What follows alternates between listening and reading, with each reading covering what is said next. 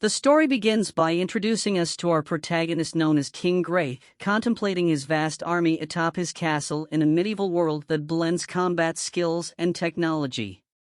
King Gray, submerged in his thoughts and reflecting on his life as the greatest king of all time and positioned at the pinnacle of society as the warrior with the greatest control over ki and inner strength, found it all meaningless because inside, he felt empty. The unparalleled prestige, incredible martial prowess, and a powerful army allowed King Gray to amass great wealth, earned by defeating the world's greatest representatives in duels. However, neither power nor riches could protect our king from the loneliness that remained close to those with great power. Beneath the glamorous exterior of a powerful king lurked the shell of a man, devoid of purpose and will. Reincarnating in a new world filled with magic and monsters, the king has a second chance to relive his life and cherish every moment with his loved ones. However, correcting his past mistake will not be his only challenge. Beneath the peace and prosperity of the new world, an undercurrent threatens to destroy everything he has worked for, questioning his role and the reason for being born anew. Thus begins the new path that King Gray must traverse to reach the summit, protect his loved ones, and find purpose in a past life.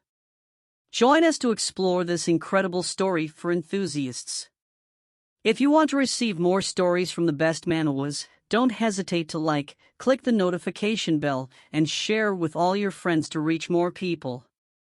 Our story begins with King Gray, now defenseless in the body of a baby, looking into a mirror and embarking on a new mission to acquire the necessary knowledge about the new world in which he finds himself.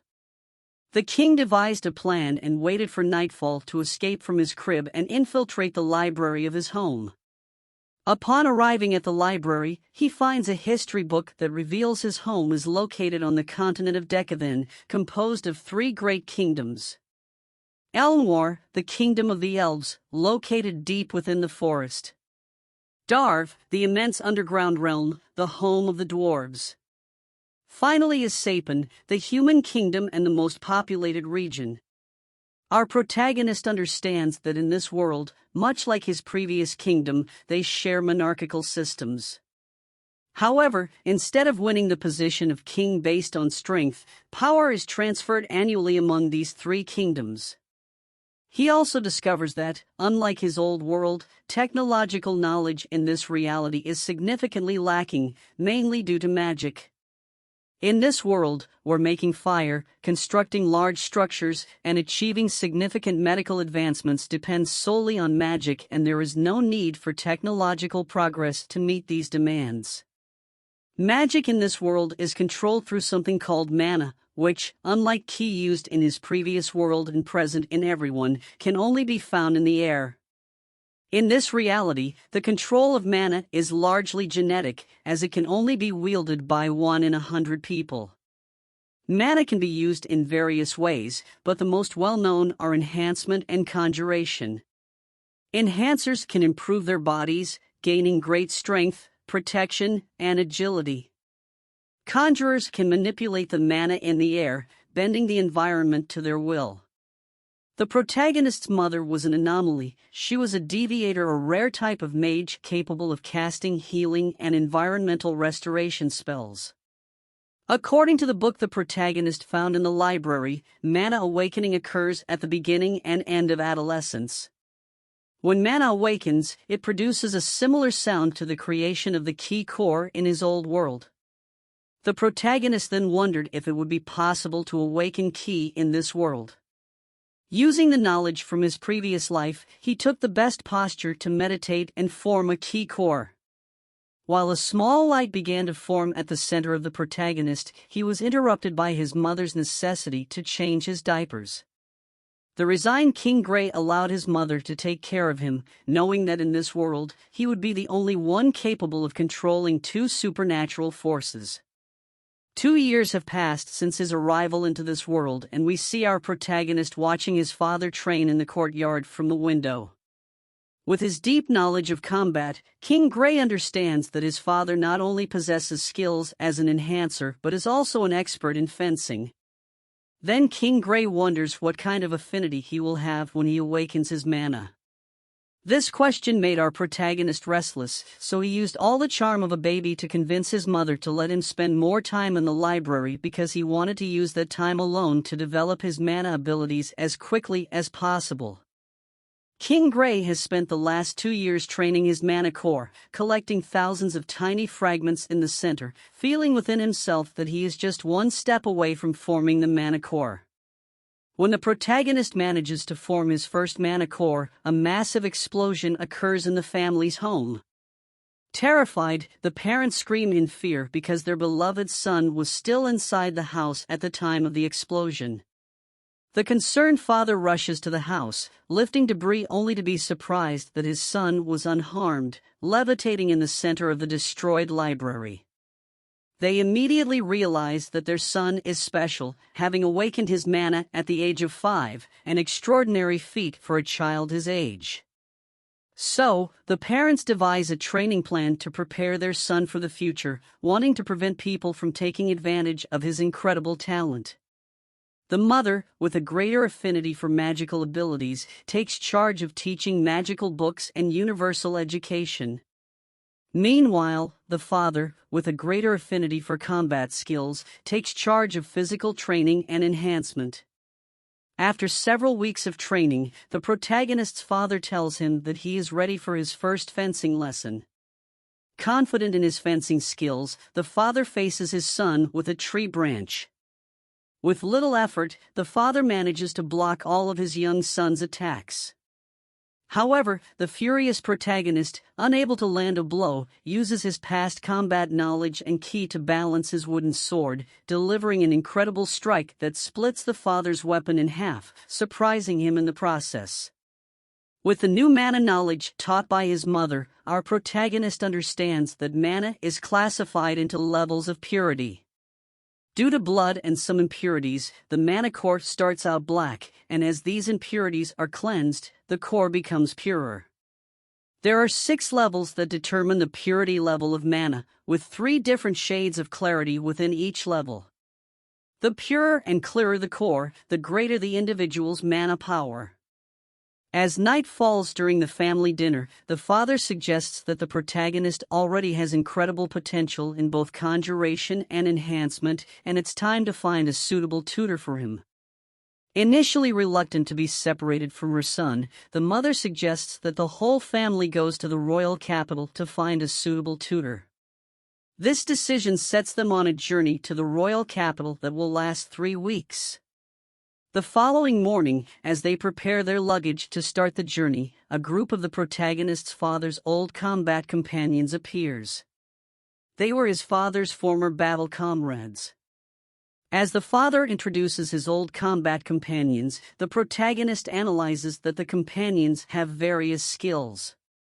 Among the different classes of fighters, King Gray can identify warriors, spellcasters, lancers, hunters, and assassins in the group accompanying the family on this perilous journey to keep the protagonist safe. The long journey begins, and as night falls, the combat team hunts wolves for dinner. While everyone gathers around the campfire to eat, the huntress approaches the protagonist, asking, "Are you tired?" It's a long journey for a child your age. As the huntress tells the protagonist how his father has been bragging about his prodigious son throughout the journey, the lancer approaches and asks the protagonist's father if he can train with the child before bedtime. As the father agrees, provided they are careful, the protagonist only wants to escape due to the obvious bloodlust projected by the adversary as he prepares to fight. Our resigned protagonist, realizing that the only way forward is to fight, assumes the posture of a king and unhesitatingly lunges at the lancer to land a failed blow. With difficulty controlling the body of a child for his accustomed combat stance as a king, he rushes to deliver a second strike with mana power. The lancer, surprised to see the protagonist's excellent combat style, decides to get serious and strikes with enough force to send him flying. Immediately, everyone rushes to protect the young child while casting sidelong glances at their companion. However, the lancer can only wonder what kind of infernal training he underwent to fight like that. The concerned mother approaches the protagonist to provide medical attention while everyone wonders how a child can possess such combat skills and if it would be possible to learn some techniques from him. The next morning, they were planning to continue their journey to the royal capital when, in a ravine, they were ambushed by human traffickers who surrounded the group from above with bows and arrows. It appears that the group is led by an axe-wielding warrior who instructs his companions to kill all the men but ensure the goods remain unharmed, referring to the protagonist and the women in the group. Upon hearing the trafficker's words, King Gray's only thought is to destroy anyone who dares to harm his loved ones. However, before leaping into battle, he is stopped by his mother and the group of fathers, who rush to protect them from the attacks, forgetting an arrow aimed directly at his belly. Immediately, the father of our protagonist initiates the attack, incapacitating 5 traffickers, only to be thrown into the air by their leader. Without delay, the father signals to our protagonist that it will be challenging to fight at full power while also protecting him and his mother. Our protagonist, angered by his father's request, asserts that he possesses the capability to engage in combat against the traffickers and mentions that his father has witnessed his previous battles. With affection, the father agrees and explains that it's precisely for this reason that he is entrusting our protagonist with the most difficult task, protecting the 2 most precious things in their lives, his mother, and subsequently revealing that she carries a baby within her. Understanding the situation, the protagonist promises his father with a determined look that he will be able to protect his mother. Ready to execute their evacuation plan, the leader of the traffickers, upon realizing that the mother possesses healing abilities, orders her immediate execution. In response, the father's group rushes to shield them from the attacks, inadvertently ignoring an arrow aimed directly at the mother's abdomen. With exceptional reflexes, our protagonist manages to deflect the arrow using his sword, sacrificing his weapon in the process. The protagonist takes his mother and they begin to run. However, they hear the trafficker leader ordering his hidden companion to cast a spell. It's too late for both of them to dodge the hidden caster's spell. Determined to keep his promise to his father, King Gray pushes his mother out of the spell's range, taking the full impact of the spell himself, not before incapacitating the hidden trafficker with a knife and sending both of them over a precipice. Relieved that he could fulfill his promise to keep his loved ones safe in this new life, he only laments not being able to meet his new younger brother. As our protagonist falls down the cliff, all he can think about is his insignificant life as King Gray. He dedicated his entire life to becoming the most powerful king, but he would trade every second of his previous life just to have more time with his new loved ones. After a few hours, our protagonist awakens on the brink of death, with mutilated muscles and all his bones broken at the bottom of the ravine, next to the dead trafficker he brought with him. King Gray falls unconscious again from the pain, only to gather the last of his strength the next morning to stand up and find a safe place. Our protagonist wonders where he is and how much time has passed. None of it matters, he only has to keep moving forward to reunite with his family when he suddenly hears a voice deep in the forest.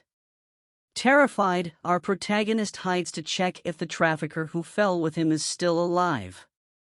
Upon realizing that he is dead, he hears the warm voice in the depths of the forest again, reassuring him.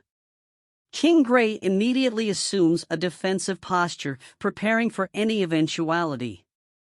The voice informs him that it was responsible for saving him from the immense fall and is interested in inviting him to its home for a conversation.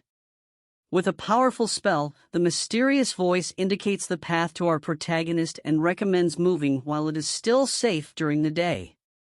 King Gray sets off immediately while wondering what kind of being could cast such a powerful long-distance spell to save him from that fall and why they saved only him. The more he tries to find an explanation, the more questions arise. As King Gray continues his way to meet the one who saved him from the fall, he relaxes more and more. He wonders how it is possible that in a forest with so many mana particles in the air, he was lucky enough not to be found by a mana beast. He decides that worrying about things that haven't happened yet is not worth it, and it's better to speed up to reunite with his family as soon as possible. Soon, King Gray manages to reach the indicated spot, but all he sees is a rock emitting light from within. The strange voice instructs him to enter through the crevice to meet him. Initially hesitant to enter, King Gray remembers that it's more important to finish quickly to reunite with the group. And so ends the first episode of this incredible manhwa full of adventure, action, and the long journey of Prince Arthur, formerly known as King Gray. If you want to continue watching the story of King Gray, do not hesitate to leave it in the comments, as well as any recommendations or changes that we could make to our videos. Thank you for joining us on this adventure, and if you want to receive more stories of the best manhwas, do not hesitate to like, click on the notification bell, and share with all your friends. Remember, this is your good friend Jake, and we'll see you on our next adventure.